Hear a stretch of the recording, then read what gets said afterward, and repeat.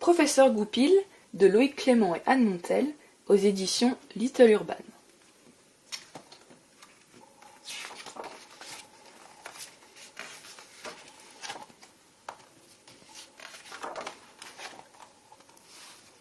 L'expérience scientifique bizarroïde. Le professeur Goupil possédait tout ce qu'il désirait. Sa très grande maison laissait toute la place pour lui. Sa piscine immense en forme de haricot n'était utilisée par personne d'autre que lui. Sa cuisine super équipée, avec son frigo rempli à ras-bord de milkshakes et de flan au caramel, c'était seulement pour lui aussi. La salle de cinéma avec écran géant, pour lui. La bibliothèque taille Maximax remplie de livres, encore pour lui. Le lit 4 places avec matelas de triple épaisseur et oreiller en pilou, toujours pour lui. Tout pour lui, rien que pour lui. Le jour, le professeur se reposait, regardait des films ou se faisait livrer sa nourriture par avion. À la nuit tombée, il tentait d'inventer des trucs incroyables. Il ne savait pas forcément ce qu'il cherchait, mais comme il était chercheur, il était sûr qu'il finirait par trouver. Ce soir-là, ce soir de pleine lune, le professeur Goupil sentait qu'il tenait une découverte de la plus haute importance. Avec un soupçon de champignons rouges et une pincée de poudre de réglisse, ajoutée à des morceaux de cacahuètes mélangés à de la soupe d'épines de sapin, il venait de découvrir la formule qui transforme les pantoufles en saucissons secs, il en était sûr. Vive le professeur! Gloire au professeur! Des bisous pour le professeur! Se répétait le génie dans sa tête, félicité et applaudi par des amis imaginaires.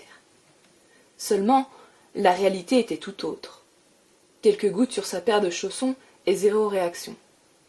Le professeur Goupil fouilla les armoires de sa maison pour réunir tout ce qu'il possédait de chaussons, versa de nouveau quelques gouttes de sa potion, et ce fut encore un échec. Il finit par se coucher au petit matin en rouspétant dans sa barbe.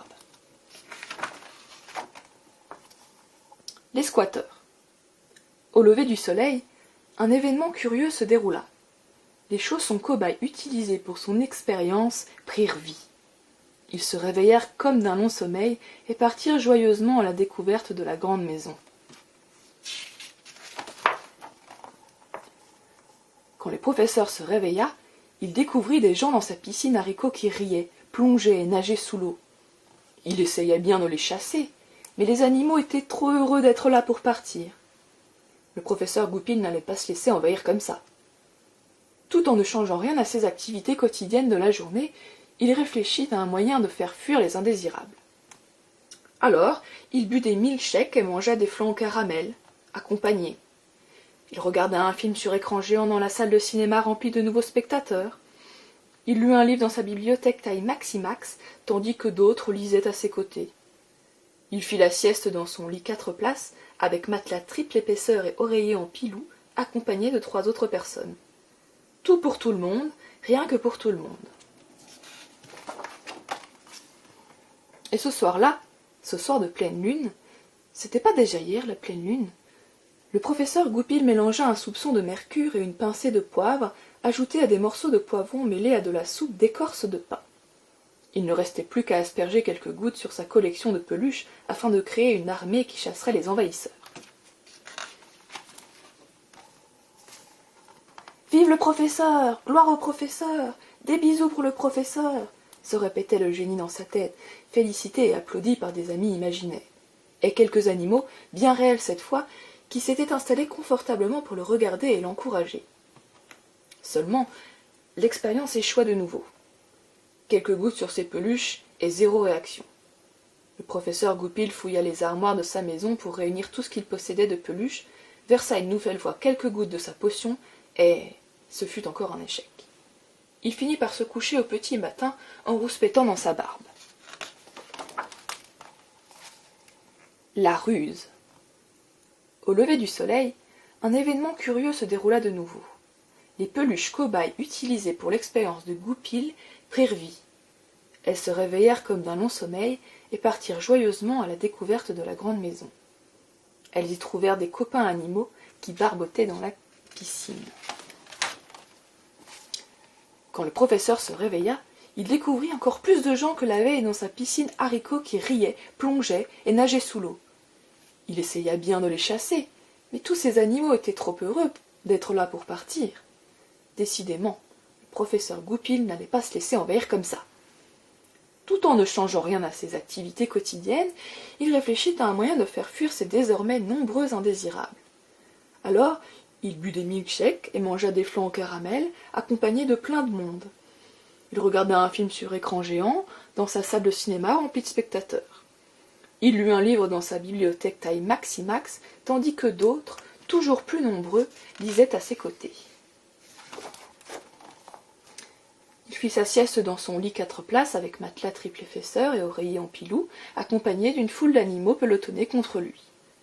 Tout pour encore plus de monde, toujours plus de monde.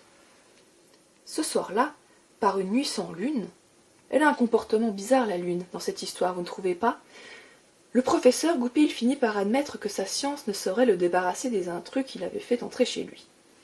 Il décida donc de faire appel à la ruse et proposa à tous les animaux une grande partie de cache-cache dans les bois, hors de l'enceinte de sa propriété.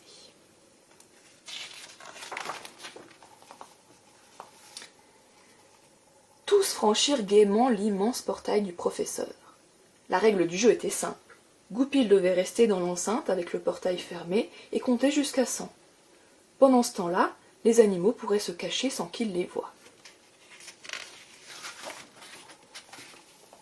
Naturellement, une fois le portail refermé à clé et les intrus chassés, le professeur rentra chez lui en rigolant du mauvais tour qu'elle leur avait joué.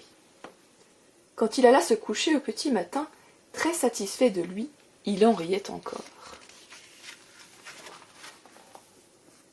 Quelque chose a changé. Quand le professeur se réveilla, quelque chose ne tournait pas rond. Sa grande maison très vide laissait toute la place pour lui, mais il voyait bien que quelque chose avait changé. Sa piscine immense en forme de haricot n'était utilisée par personne d'autre que lui, et il sentait qu'il manquait un truc, c'était sûr. Alors il but des milkshakes et mangea des flancs au caramel, mais il lui sembla qu'ils n'avaient pas le même goût. Puis il regarda un film sur écran géant dans sa salle de cinéma, mais elle lui semblait devenue trop grande. Il lut donc un livre dans sa bibliothèque taille Maximax, mais fut gêné par le silence. Pour finir, il fit sa sieste tout seul dans son lit 4 places, avec matelas triple épaisseur et oreiller en pilou, mais il se rendit compte que malgré la couverture, il avait un peu froid. Tout pour lui, à nouveau pour lui, mais avec beaucoup d'ennui. Alors, n'y tenant plus, il courut jusqu'au portail de sa maison et appela les animaux pour qu'ils reviennent. Il cria et cria plus fort encore, mais personne ne lui répondit.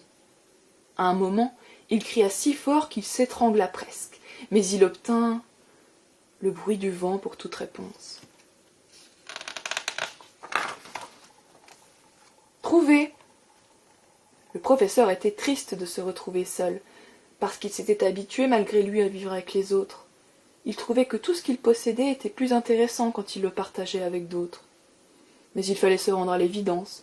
Puisqu'il les avait chassés, les animaux ne reviendraient jamais. Et ça le fit pleurer. Soudain, une petite voix lui dit « Dites donc, c'est de la triche! Vous avez compté jusqu'à beaucoup plus de 100. Moi, je joue plus à cache-cache dans ces conditions. » « Oui, vous avez mis drôlement de temps, j'ai trouvé ça long, » renchérit une autre voix. Goupil sécha ses larmes et vit sortir de leur cachette les animaux qui ne s'étaient même pas rendus compte du plan machiavélique qu'il avait mis en place pour les chasser. Alors, tout ce petit monde retourna s'amuser, lire, manger, dormir dans la grande maison, et on dit qu'à partir de ce jour, le professeur arrêta ses recherches. En effet, si Goupil ne savait pas bien ce qu'il cherchait tout seul depuis toujours, il était désormais conscient d'avoir trouvé quelque chose de drôlement précieux à plusieurs.